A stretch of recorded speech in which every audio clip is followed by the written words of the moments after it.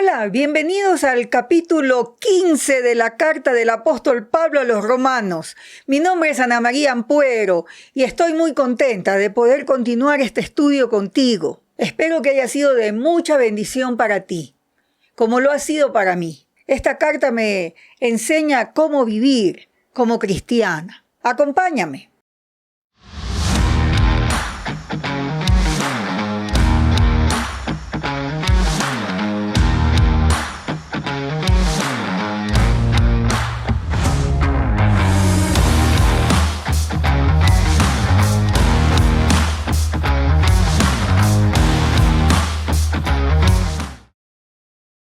Vamos a leer el capítulo 15 y vamos a ver que aquí culmina el argumento que el apóstol Pablo viene desarrollando desde el capítulo 12, que tiene que ver con cómo vivir como cristianos en medio de una comunidad cristiana diversa. Nos llama a caminar en unidad, en el mismo sentir y la misma actitud de nuestro Señor Jesucristo. Romanos 15, del 1 al 6, dice así: Así que los que somos fuertes debemos soportar las flaquezas de los débiles y no agradarnos a nosotros mismos. Cada uno de nosotros agrade a su prójimo en lo que es bueno para edificación. Porque ni aun Cristo se agradó a sí mismo, antes bien, como está escrito, los vituperios de los que te vituperaban cayeron sobre mí. Porque las cosas que se escribieron antes para nuestra enseñanza se escribieron a fin de que por la paciencia y la consolación de las Escrituras tengamos esperanza. Pero el Dios de la paciencia y de la consolación os dé entre vosotros un mismo sentir según Cristo Jesús, para que unánimes a una voz glorifiquéis al Dios y al Padre de nuestro Señor Jesucristo. ¿Recuerdan ustedes que vimos en nuestro último episodio esto de los fuertes y los débiles? ¿Quiénes eran los fuertes y quiénes eran los débiles? Creemos que los fuertes eran los cristianos gentiles en Roma, que debían acoger a los hermanos judíos cristianos que tenían otras costumbres y que estaban regresando a Roma, después de haber sido expulsado en años anteriores de Roma. Entonces aquí el apóstol está diciendo que ninguno se agrade a sí mismo, que no busque su propio placer, su propio, yo tengo la razón, ese tipo de cosas, sintiéndose superiores a los otros, sino que sigue el ejemplo de Jesús. Jesús no se agradó a sí mismo, en otras palabras, no buscó su propio placer, su propio agrado, sino que decidió hacer la voluntad de Dios. Entregarse y llevar los vituperios, es decir, todas las ofensas, insultos que eran contra Dios, los llevó sobre sí mismo. Aquí se cita el Salmo 69. Entonces la instrucción en la convivencia de los cristianos es agradar al prójimo en lo que es bueno. No agradarse a sí mismo, sino buscar agradar al otro, hacer el bien al otro, en ese sentido de edificación, de que el otro crezca, que el otro madure, que crezca, por supuesto, a parecerse a Jesús, ¿no? El apóstol aquí hace referencia al Salmo 69, 9. Es un salmo tremendo. Dice: Sálvame, oh Dios, porque las aguas han entrado hasta el alma. Estoy hundido en cieno profundo donde no puedo hacer pie. He venido a abismos de aguas y la corriente me ha anegado. Cansado estoy de llamar, mi garganta se ha enronquecido. Han desfallecido mis ojos esperando a mi Dios. Los judíos sufriendo en exilio, Israel esperando la redención de Dios para su pueblo. Y la expectativa era la venida del Mesías. Este Mesías saldría del seno de Israel. Versículo 8 dice, versículo 7 dice así: Porque por amor de ti he sufrido afrenta, confusión ha cubierto mi rostro.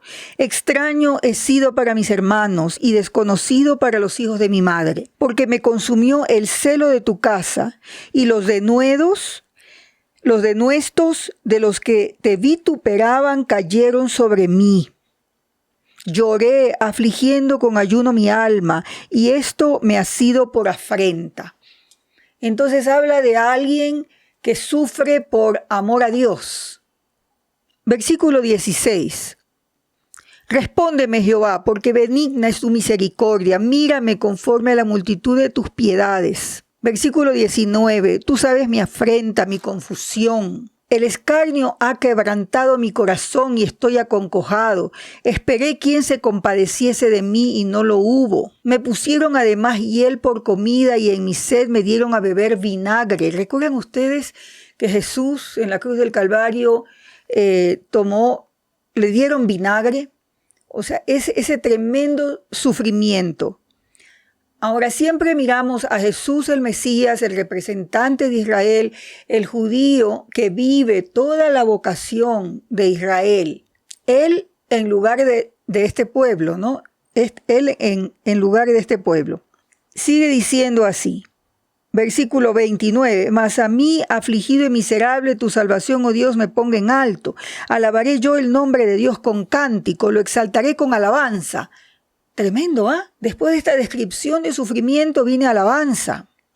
Versículo 34 de este mismo salmo. Alábenle los cielos y la tierra, los mares y todo lo que se mueve en ellos, porque Dios salvará a Sión y reedificará las ciudades de Judá. Habitarán allí y la poseerán. La descendencia de sus siervos le heredará, y los que aman su nombre habitarán en ella. Esta es la esperanza de los judíos israelitas a lo largo de su historia, esperando el Mesías, esperando la salvación que viene de Sión. Ahora, el asunto es que Jesucristo es el que trae la salvación. ¿Ya? Hoy miramos hacia atrás y sabemos que es así, los cristianos, eso es lo que nosotros creemos.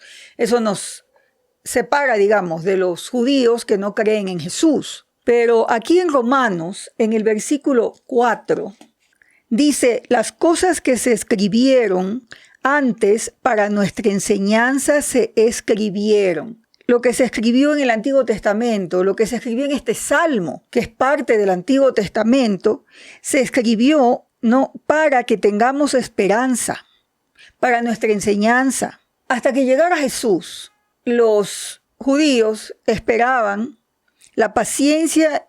Los judíos lo que tenían era la paciencia y la consolación de las Escrituras.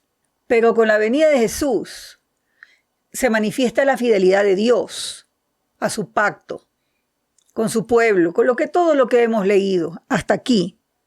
Y descubrimos que ya no es solo la consolación de las Escrituras, es el Dios de la paciencia y de la consolación. Esto ya adquiere un carácter más personal. Conocemos a Dios de manera más personal. Y es Él el que nos da, el que tiene que darnos un mismo sentir según Cristo Jesús. Entonces el apóstol está realmente exhortando a los cristianos en Roma, de trasfondo gentil y de trasfondo judío, a que no se agraden a sí mismos, que agraden al otro, que se integren, que vivan como hermanos, que estén juntos en esta misión de anunciar el evangelio, porque ya vamos a seguir viendo cómo desarrolla el apóstol la idea. ¿Y por qué lo van a hacer? Porque tienen un Dios, un mismo Padre, que es el Dios de la consolación. Y como tienen un mismo Dios, no dos dioses, ni son dos pueblos separados, porque son uno y tienen un Dios, es que tienen que caminar unánimes. Ahí radica la unidad. No en que nos caigamos bien, nos parezcamos, pensemos igual, no. Es que tenemos un Señor, un Señor, que ha dado la vida por todos, que nos ha integrado a todos en una misma familia. Y por eso caminamos juntos. Y el apóstol nos llama a pensar como Jesús. Esa renovación de la mente de la que hablaba en el capítulo 12 de Romanos, versículo 2, Esa renovación es pensar como Jesús. Unánimes en Jesús. Y lo que está haciendo el apóstol al citar el Salmo 69 y hablar de los sufrimientos de Cristo es que hay un vínculo entre el sufrimiento y la unidad.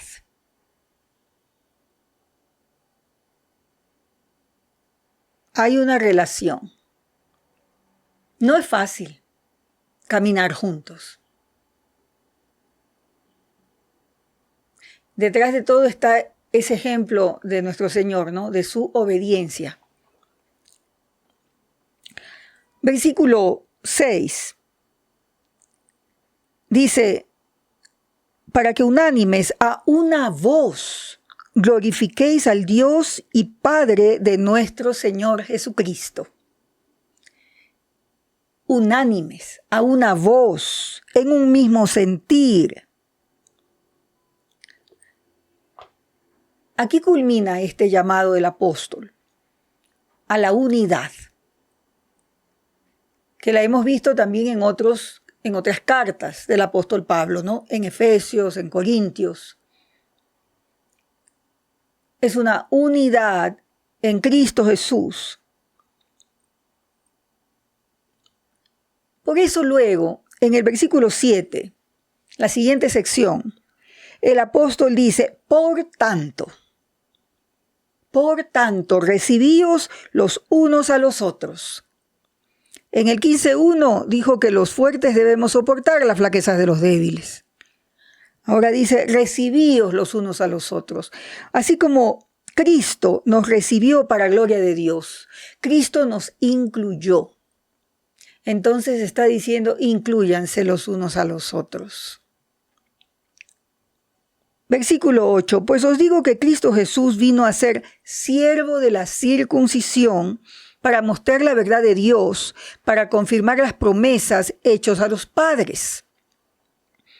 Jesús, judío del primer siglo, fue siervo de la circuncisión. En otras palabras, fue un judío obediente, fiel, como judío, cumpliendo la vocación de un judío, la vocación de Israel, para que en Jesús se muestre, ¿no?, la verdad de Dios.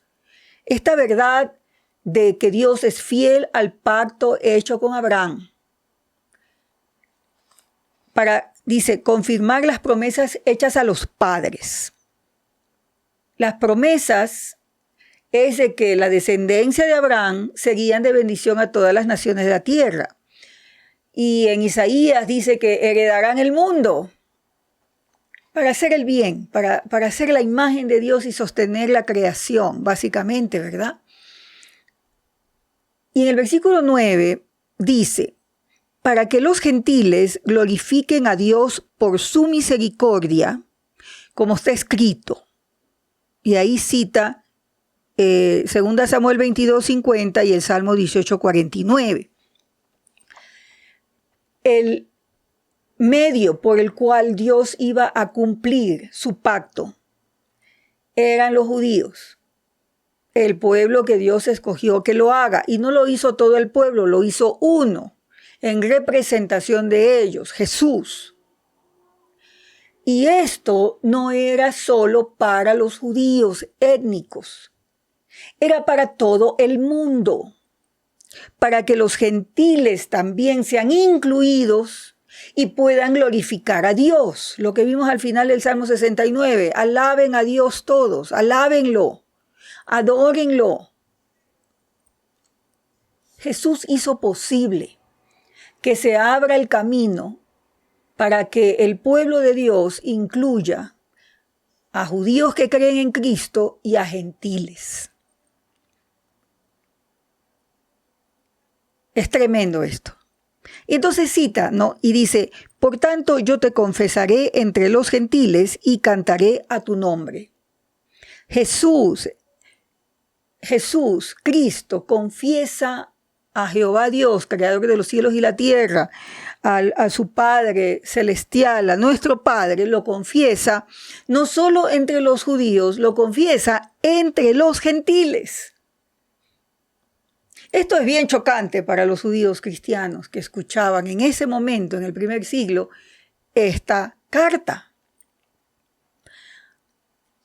Y aquí vienen varias veces en que el apóstol reitera el mismo punto haciendo cita a otros textos bíblicos. Versículo 10.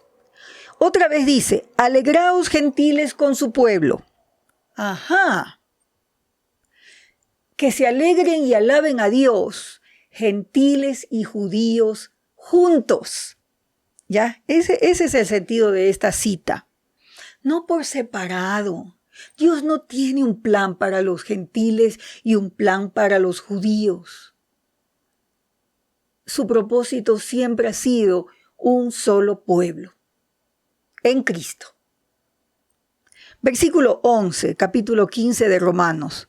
Y otra vez, alabad al Señor todos los gentiles, y magnificadle todos los pueblos. Aquí la cita es el Salmo 117:1. Y claro, esa es la razón por la que en Apocalipsis tenemos esta adoración celestial de multitudes de todo pueblo, tribu y nación. Versículo 12. Otra vez dice Isaías, estará la raíz de Isaí, y el que se levantará a regir los gentiles esperarán en él. Aquí el apóstol cita Isaías 11:10. La raíz de Isaí se refiere a David y al Mesías, Jesús descendiente de David. El Mesías, ¿no? El que se levantará a regir los gentiles. Lo que está diciendo es que el Mesías, el Señor, el Rey, no va a gobernar solo sobre los judíos, sobre Israel, este reinito étnico, sino sobre los gentiles. Jesucristo es el Señor, es el Rey de los soberanos de la tierra, lo dice en Apocalipsis. Entonces Jesucristo, su reino, tiene dimensiones mundiales, cósmicas. Y los gentiles esperarán en él. Esto no es muy diferente a lo que hemos leído en Romanos 11. Lo de las ramas y el injerto, todo aquello, lo está diciendo de otra manera. Ahora lo está diciendo desde la adoración, como un solo pueblo. Cuando sigamos leyendo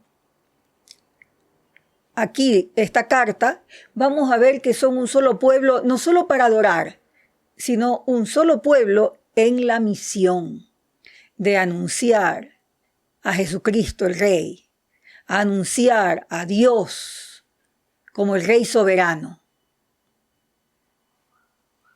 al Padre de nuestro Señor Jesucristo. El versículo 13 se parece bastante y tiene mucha relación con el 4 y 5 de este capítulo.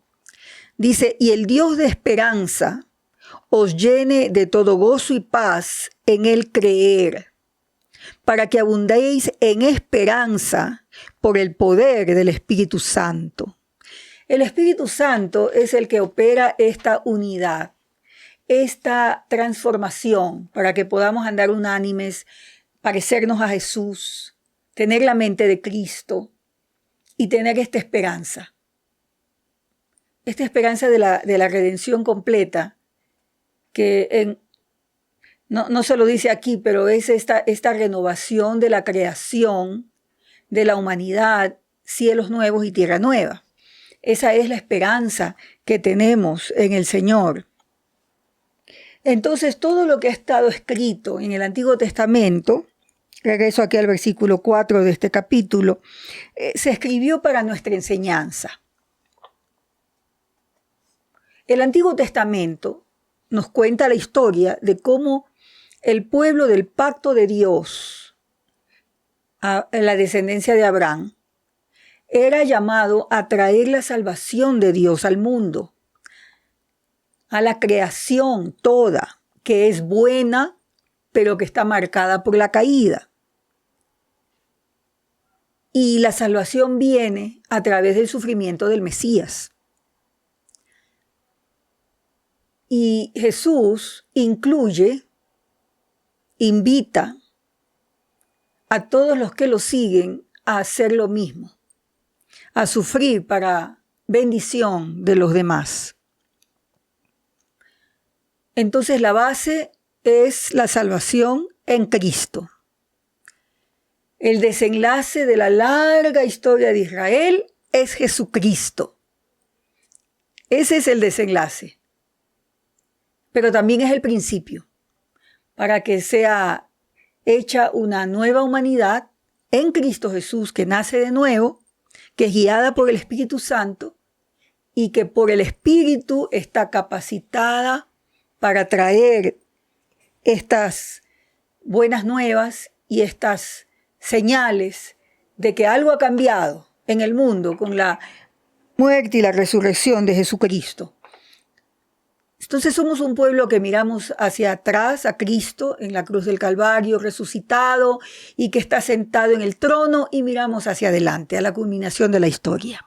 Y en el camino los cristianos debemos caminar en unidad. Tenemos un proyecto común, que es que venga el reino. Tu vida tiene propósito. ¿Qué te parece esto? Y espero que queden contigo que nuestro Dios, al que amamos, cuya cara es Jesús, porque al Padre nadie le conoció jamás, pero Cristo le ha dado a conocer, es un Dios de esperanza, es un Dios de consolación.